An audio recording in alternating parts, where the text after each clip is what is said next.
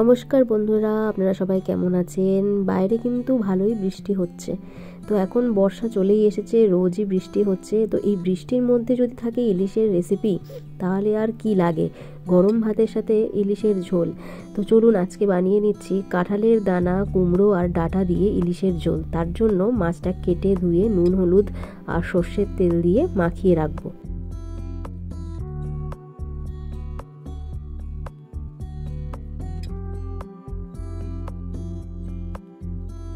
নুন হলুদ দিয়ে ভালো করে মাছটা মেখে নেব, আর অল্প করে সর্ষের তেল দিয়ে দেব, যাতে ভালো করে মশলাটা মাছের সাথে লেগে যায়।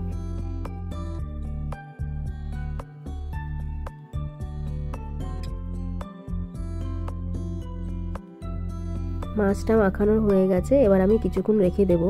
আর রান্নাটা করার জন্য এখানে লাগছে ডাঁটা, কুমড়ো আর কাঁঠালের দানা আমি কেটে রেখেছি এভাবে। আর এখানে কালো জিরে আর লঙ্কা বাটা একসাথে রেখেছি। চলুন এবার শুরু করি। কড়াইতে সর্ষের তেল দিয়ে দিলাম। তেলটা গরম হলে পরে দিয়ে দেব কালো জিরে ফোড়ন। এবার দিয়ে দেব কাঁঠালের দানাগুলো। কাঁঠালের দানাগুলো দিয়ে একটু কিছুক্ষণ ভেজে নেব।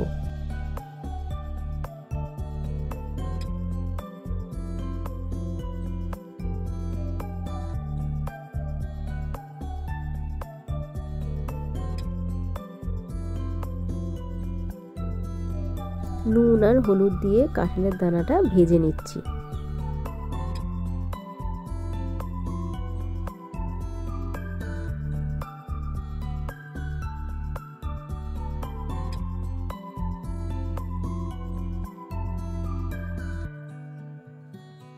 দানাটা ঠিক এরকম পর্যায়ে ভাজা হয়ে গেলে এখন দিয়ে দেব ডাঁটাগুলো।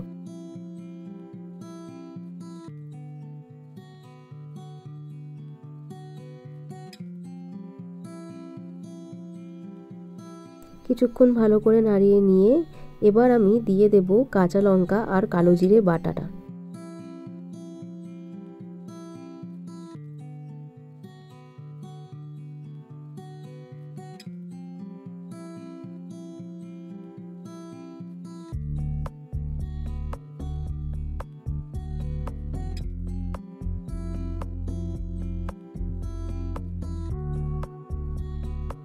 বাটি ধুয়ে সামান্য জলও আমি এখন দিয়ে দেব, দিয়ে মশলাটা ভালো করে নাড়িয়ে নেব। এবার লবণ আর হলুদ দিয়ে ভালো করে কষিয়ে নেব মশলাটা।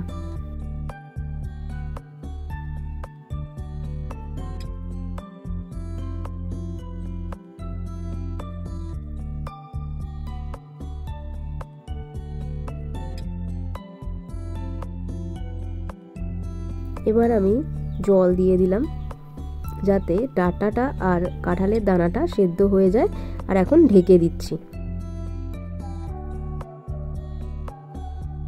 কিছুক্ষণ ঢেকে রাখার পর ঢাকনাটা তুলে দিয়ে একবার নাড়িয়ে নিচ্ছি।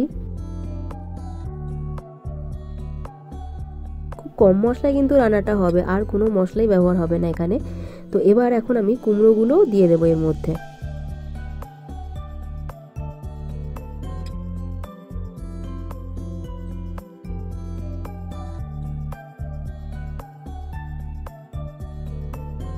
ভালো করে মশলার সাথে কুমড়োটা মিশিয়ে নেব।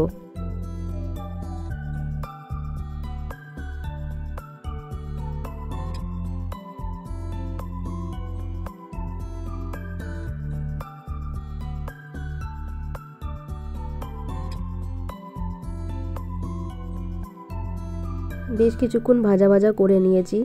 দেখুন জলটা কিন্তু যেটুকু ছিল অনেকটা শুকিয়ে গেছে। এবার আমি ঝোলের পরিমাণে জলটা দিয়ে দেব।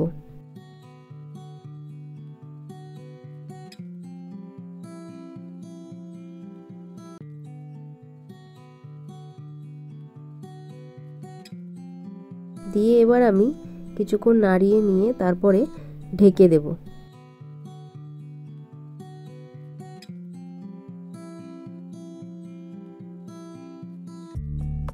আমি ঢাকনাটা তুলে নিয়ে মাছগুলো দিয়ে দিচ্ছি।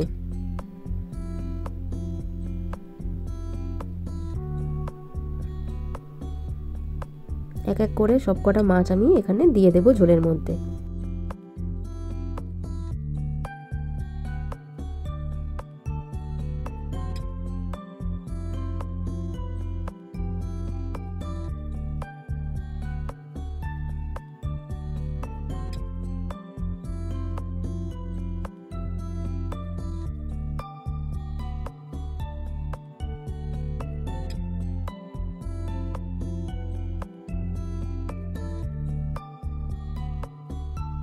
মাছটা এপিট ওপিট করে দেব আলগা হাতে, যাতে সব দিকেই মশলাটা ভালো করে মিশে যায় মাছের সাথে।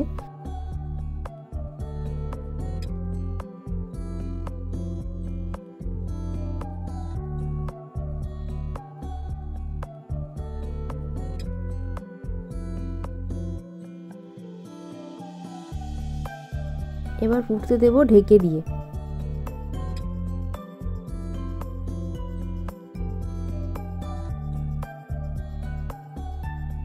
এবার ঢাকনাটা তুলে মাছগুলো এপিট ওপিট করে কাড়িয়ে নেব।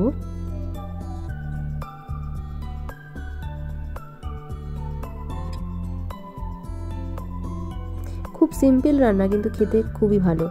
এখন অল্প করে লবণ দিয়ে দিলাম, আর দিচ্ছি সামান্য চিনি।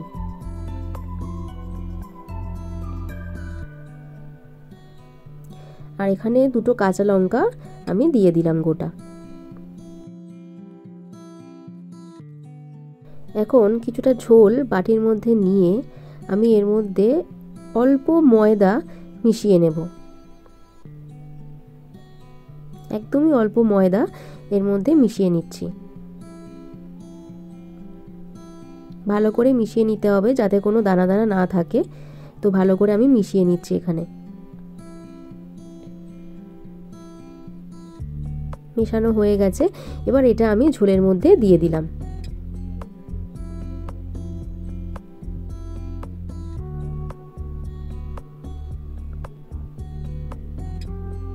এবার হালকা হাতে একটু ঝোলটা নাড়িয়ে নিচ্ছি।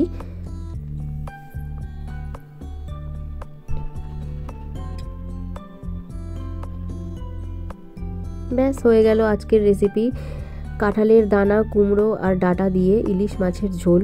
খুবই সুন্দর খেতে, আপনারা একবার বানিয়ে দেখবেন।